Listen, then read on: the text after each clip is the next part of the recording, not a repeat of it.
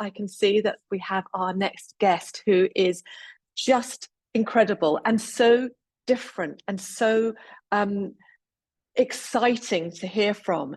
Jeanne Sullivan Billeci is author of Be the Soul Mate You Want to Attract.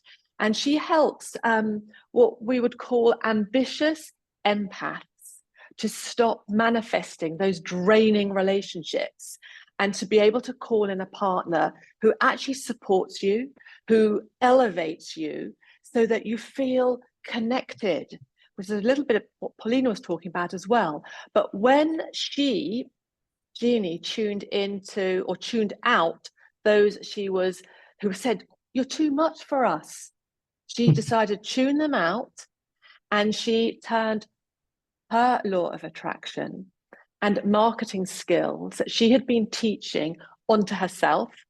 She put herself out there boldly, authentically, and she attracted her husband literally overnight.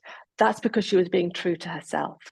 And what she's going to talk about today and present for you is how to stop manifesting energy vampires and call in your partner.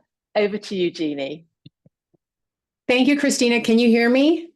Yes. Yes. Excellent. Zoom is back online. I want to take Paulina's quiz, by the way. That sounded fun. Thank you, everybody. I am so excited to be here. I am so appreciative of Kristina and also all of you. I see that you were all commenting when Paulina was presenting. That means so much to us, that we know that you're there and you're engaging with us. So I'm going to call on you to type things in the chat to interact, and I really appreciate it. So I've designed this talk for empaths, and what I mean by that is highly sensitive people. You know who you are. And it's very likely, if you identify as an empath, that you're attracting and investing in, as Kristina said, energy vampires or draining romantic relationships. And frequently how that shows up is either you feel like you're always playing the boss in relationships, or you're playing the mom. Can anybody relate to that? Type it in the chat, and I'll share a little bit more. So if you're playing the boss, you feel like you have to work really hard to get reciprocity. And so as a result, you overgive and underreceive and get angry about it. If you're playing the mom, it's usually that you're getting a lot of people coming into your life who are wounded birds, and you prioritize your needs, their needs over yours. Can anybody relate to that? Yes, yes, yes. Excellent. You're in the right room then. Well, I was doing both, actually. I played the boss and the mom in all of my draining relationships. And really at the root of it, even though I had this amazing career and amazing circle of friends, I wasn't showing up the same way in my relationships because I really deep down didn't feel worthy. I doubted I could have what I want. I felt like I had to earn love. And so when I broke up with my last relationship, I had to take a hard look at all the men I had been with. It was definitely always 90-10. Like I did 90% of the effort, they did 10. And when I looked at this tragic trail of relationships, I had to say, you know what they have all in common? Wow, they have me in common. What am I doing? Where am I coming from? How am I showing up that is attracting this kind of pattern? So I decided to take 2 years off. I got therapy, did a lot of coaching, did a lot of dating workshops, relationship workshops. I decided to put the focus on me and what made me happy. I traveled the world by myself, reconnected to my mojo. I was always kind of getting my mojo from making other people happy. So I decided to make myself happy. I left a very fabulous job, but very toxic one. And I opened a business that scared the crap out of me. And you know what? I got such a confidence boost out of all of that because all of that turned out to be so transformational And it allowed me to finally discover self-love and to really own my happiness and embrace my life purpose before I even dated again. And so a funny thing happened, as Kristina said, when I posted a new dating profile, different from the one I had posted a few years prior, I was unapologetically authentic. I had to put my marketing brain on and say, what did I do before that attracted the wrong people? And I realized that I wasn't honest about my dating agenda, which was to get married. How many people here have been told, don't say you want to get married in a dating profile because it's going to make you look needy or like a gold digger? I get that one all the time. Anybody resonate with that? Well, yes. Kristina says, I've done both. Erica says, me too. Oh my God, yes, says Carr. Martine says, both for me. Marseille says, I relate. Excellent. Well, the good news is I was able to shift it. And the thing that was so interesting is when I posted that new profile, I also put in there things that I knew would scare a lot of guys away. One of the things was I loved going to drag queen shows.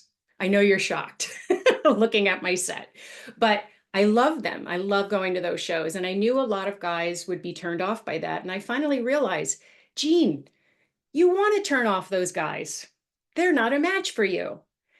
Some of those guys may just not like it, and some may be homophobic. You want to get all those guys out of the way, and you want to just appeal to the few that can celebrate you instead of just tolerate you.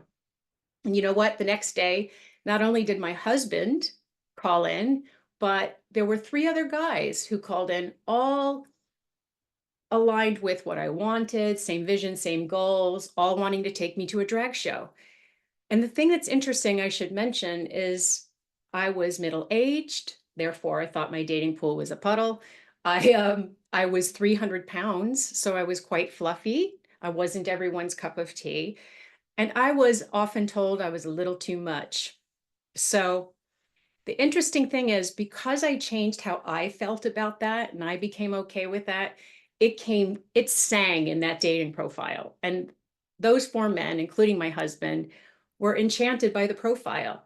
So it's just want to put it out there. If you're telling yourself it's because you're too old, too fat, or too much, or whatever, it's not. It's about how you feel. So my goal in telling you all of this is I want you to experience what I've experienced, which is finally a relationship that is a true partnership and is one of reciprocity. How many people want reciprocity? Yes. So let me share why some of you empaths might be attracting these draining relationships. So if you relate to being the boss, it could be that you're an anxious achiever who's afraid of giving up control.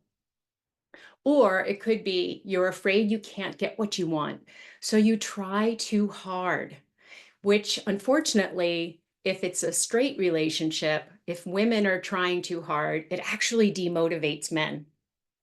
That's a whole other topic, but another reason you could be playing the boss is you might have trouble receiving. Maybe because you've been so hurt before, you're afraid of being vulnerable and relying on someone. So unconsciously you block this kind of reciprocal relationship. If you relate to being the mom, it could be you're a people pleaser. Doesn't mean you may not see yourself way, but if you think about it, some of you might be seeking validation from fixing others or getting their approval.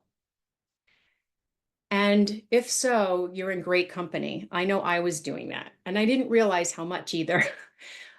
Or if you're playing the mom, you might find it just simply easier to focus on healing others other than working on yourself.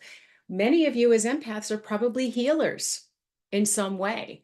And so that's kind of your calling. So it could be easy to fall into the trap of focusing on others. Or maybe if you're playing the mom, you put others' needs first and feel guilty for receiving because you don't feel 100% worthy. How many can relate to any of these?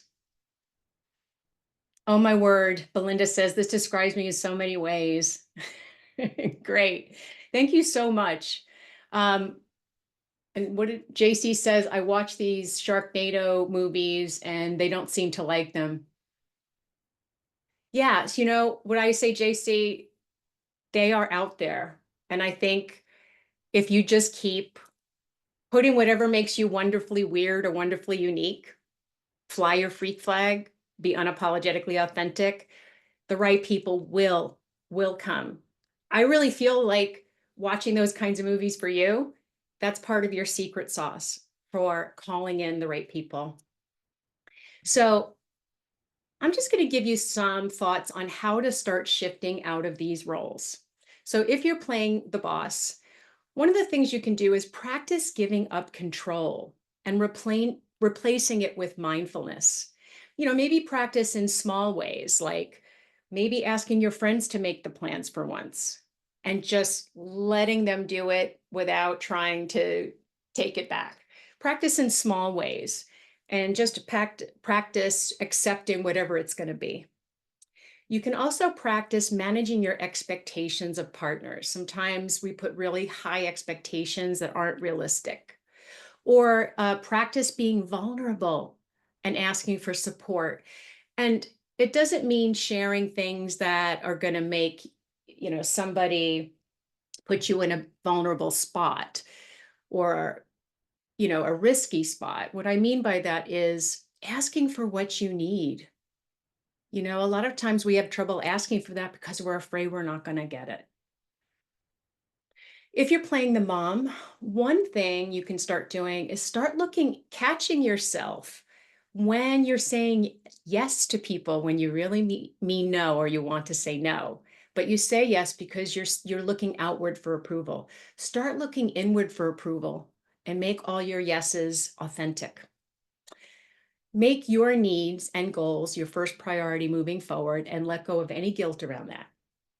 Just like being on the plane and with somebody else, if you're in trouble on the plane, you got to take care of your mask first before helping anyone else. Realize that fixing others actually can block their growth because they're on their journey too. And it also can prevent you from fully stepping into your purpose and serve the people you're going to serve in whatever way that is for you. So, how do I also help people to, especially empaths, get through all of this, let go of all this resistance, and start attracting a real partner? Well, I have a 6-step process, some of which I outlined in the book Kristina mentioned. And the first one I would love to dive in with you. It's called Forgiving the Past to Take the Lessons into the Future. The second one is Releasing Limiting Beliefs, so you can raise your vibration and attract a healthier mate. We're going to touch on that. And the third one is Becoming the hero or heroine of your story, reclaiming your happiness before dating. Paulina was saying that a bit as well. I caught that towards the end of her talk. It's really important to get everything in order before you date and not wait. So we'll talk a little bit about that. And then we won't have time to go into the others too much, but I'll tell you what they are. So let's dive in. If you have a journal, I would love for you to get it. If you have note-taking in your phone, that's another great thing to do, because I'm just going to ask you to journal shortly, just for 1.5 minutes. It won't be long, but I wanted to share signs that unforgiveness may be blocking you from receiving love, a love that nurtures you instead of drains you. Now, I'm not talking about forgiving others so much. It's easy most of the time for empaths to forgive unless there's been abuse, and that's another topic. But most of the time, I have found with empaths and coaching them that they haven't forgiven themselves. And it's extremely powerful. I had a client who came to a workshop and she said, I know all this. I'm not going to learn anything new. But thankfully, she stayed and she did the forgiveness work that was in that workshop. I noticed she was crying in the workshop. I didn't say anything. And then after, she left a little bit early. So I wasn't sure if I upset her in some way, or I wasn't sure what was going on. But then I heard from her about a month later, And she said, I have to thank you, because in that workshop, I had no idea how much of a grudge I was holding against myself and how unworthy it made me feel. And she said, 5 days after that, I met a really special guy, and I was able to receive that. And she says, I didn't want to call you after 5 days because I didn't want you to think I was jumping in too soon. She goes, but we've been seeing each other a month now, and I really feel like this can go somewhere. Well, fast forward a year, they're engaged. So sometimes it's just as simple as forgiving yourself. So let's do that. Let's work on that. But let me just give you some signs you may be needing to forgive yourself. Maybe you're self-critical. You have a loud inner critic. Maybe you feel guilty when you receive. Maybe you're stingy with yourself. You withhold attention, affection, or approval, or you accept dissatisfying relationships. So what I'd like to do is ask you, what do you need to forgive yourself for to set yourself free? Is it trusting the wrong people? Is it fixing or pleasing others and ignoring your needs? Maybe you kept yourself small to make others feel big, or maybe you jumped in too quickly and ignored the red flags, or something else. So I'm going to ask you, what do you want to forgive yourself for? And how would your life change if you forgave yourself? I'm just going to hang for a minute and just let you start jotting that down.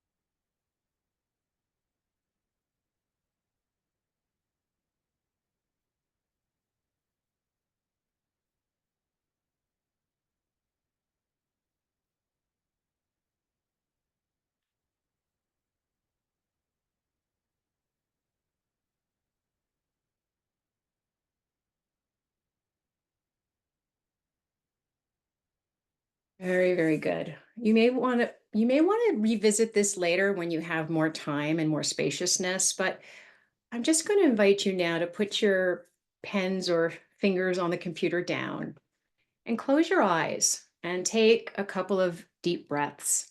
Just come back into your body, get centered.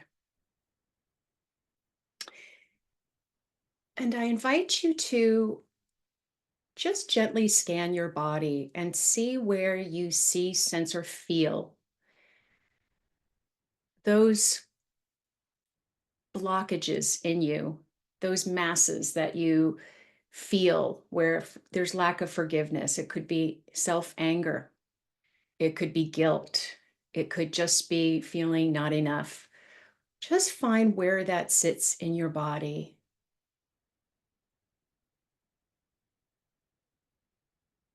And just trust what you're perceiving. Very good. Now I invite you to put your hand over your heart and tune into your beautiful heart.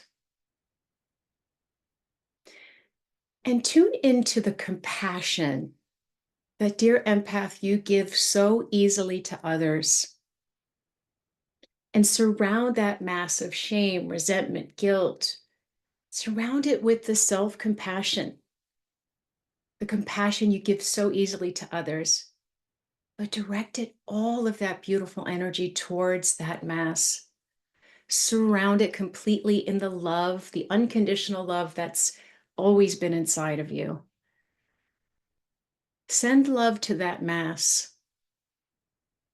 And I invite you, as you say that, you send that love to that mass, say to yourself internally, I'm so, so sorry.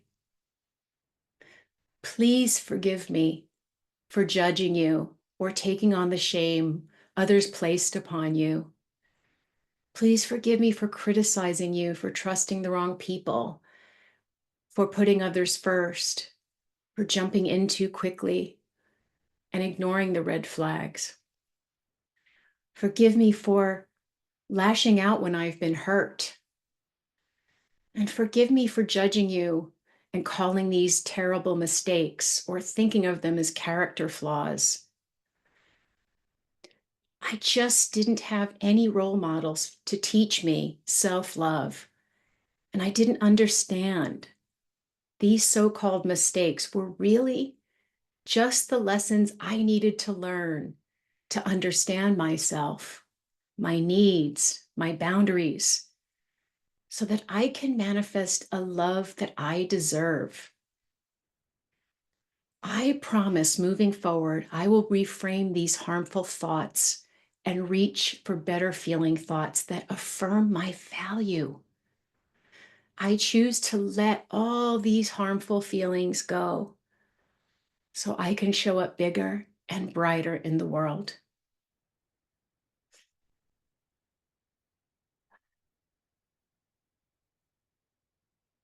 And now you see, sense, or feel that mass reduce or completely subside, whatever feels right to you, and say, thank you. I love you. I would love to hear in the chat how people felt about that. If anybody was able to. Nicola said, forgive myself for not being truthful about your feelings. Yes, absolutely. I know some of you are probably still coming out of it, but Marseille says, I felt a release. That's so good. And here's the thing, guys. This is really just an extended version, my customized version of the Ho'oponopono Hawaiian prayer. You could all do this yourself. Maybe do this a little bit more so you have more, you can go even deeper. It's just, I'm sorry. Please forgive me. Thank you. I love you. So now let's jump into limiting beliefs. Limiting beliefs are just thoughts we tell ourselves over and over, thus becoming a self-fulfilling prophecy. So in law of attraction, you can't think your way to what you want. You have to feel your way there. And it doesn't work the way most people want it to, because most of us are focused on what we're afraid of or are in doubt, which keeps us in a lower vibration of fear, anger, worry, doubt.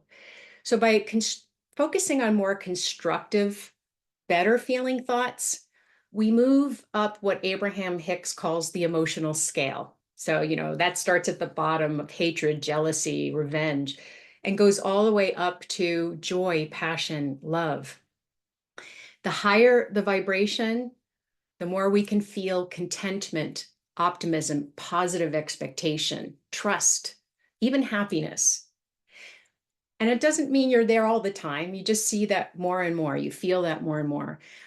The easier it is for the universe to bring in a person that matches that, which is much more conducive to a healthy partnership. So what I invite you to do when you have some time later today or over the weekend is, when you feel bad about yourself, you have any moments of anxiety or doubt, try to identify the thought that's getting you there, that's creating that emotion. There's always a thought that's creating that emotion. Look for evidence that that limiting belief is false. Look at it from a different perspective. What else might be true about what happened that created this limiting belief? Focus more on evidence that a more expansive reality is true, also true, and what you're grateful for in the situation. I'll just give you a quick example. So let's say someone was in an argument with a partner and they say that to themselves, my partner lied to me. And then they tell themselves another story. They always lie to me. I should leave them. Well, if you catch yourself doing this, you want to try to start reaching for a better feeling thought. And this is also known as CBT, cognitive behavioral therapy. You're just reframing, looking for what's also true. So you could say to yourself, I wish they wouldn't lie. They should trust me more. That feels a little bit better than they always lie, doesn't it? And then reach for a higher one and say, you know, actually, I've told a lie before. Usually when I've lied, it was out of kindness because I thought the other person couldn't handle what I thought to be the truth. Then you could reach for a higher feeling thought. Sometimes lies come from a place of compassion. So maybe I should give them the benefit of the doubt or ask them later when I'm calmer. Then you could go higher. I think I've been making a big deal out of one mistake and ignoring all the wonderful things about my partner. Maybe you could go higher. I should not ask them to behave in ways, in certain ways in order to love them, because I'm the one who strives for unconditional love. Now that's starting to feel a lot better and more empowering, isn't it? And then maybe you can even get to, the more I offer unconditional love, the more my partner may provide that in return, and we'll both be happier. Does that make sense to everybody? Excellent. Well, another bit of homework I'm going to give you is we're going to go into step 3, which is being the hero or heroine of your story. And what I mean by that is I'm just really inviting you to reclaim your happiness and not wait for a partner. So I would like you to write down, what areas in life would you like to make changes? And what are baby steps you can start planning today to get there, to make you feel more trusting and confident? Maybe it's health, maybe it's friends and family, maybe it's creative, authentic expression, maybe it's personal growth, fun, home environment, career, money. Whatever it is, I really invite you, just take baby steps. Don't overwhelm yourself. You will feel so much better just making any move forward. And so as we wrap up here, I just wanted to mention to you that, you know, in step 4, it's about learning to trust yourself in the process. The more you define your boundaries and own your needs and don't sell yourself out, that's a huge step forward. And then in step 5, it's doing what I did, rebranding yourself, putting yourself out there as your unapologetically authentic self. And then in step 6, it's about pursuing the right chemistry that leads to partner and not projects. But for now, I just wanted to leave you a touch on step 4 and 5 with just asking you if you are truly living your unapologetically authentic life. And just here are some quick signs you may not be. You tone yourself down for acceptance. You're judgmental of yourself and others. Your inner child is cranky because you're not having fun. You say, I used to a lot. I used to be fun. I used to be flirty, used to be adventurous. You're exhausted from pleasing and fixing others. You're not standing up for what you believe in or sharing your gifts. So if you resonate with these, it's time to take a break from dating and start focusing on your happiness and what makes you tick and what makes you feel you're living your best life. So you can become a balanced empath. And that's the goal. We don't want to lose your empathy. We just want you to come from a place of empowerment and balance. And with that being said, I wanted to thank you for listening. And I think we wanted to don't go yet, please. I'd love you, because you're the best one to describe this. I want you to describe your free gift, the Discover Your Biggest Love Block, and start shifting it, which is like a quiz. So it's got that playfulness about it, which I really love. Would you mind describing it in like a couple of sentences? I'd be honored. This be super quick. So this is a quiz that I developed that helps you to objectively figure out what is the biggest fear block that's getting in the way from you receiving, just like we were talking about. And it gives you some initial steps you can take to start letting that go. And then there's an invitation. If you feel aligned and you want to take it further, you can do a free call with me. Fantastic. Thank you so much. Have a beautiful day. Thank you so much.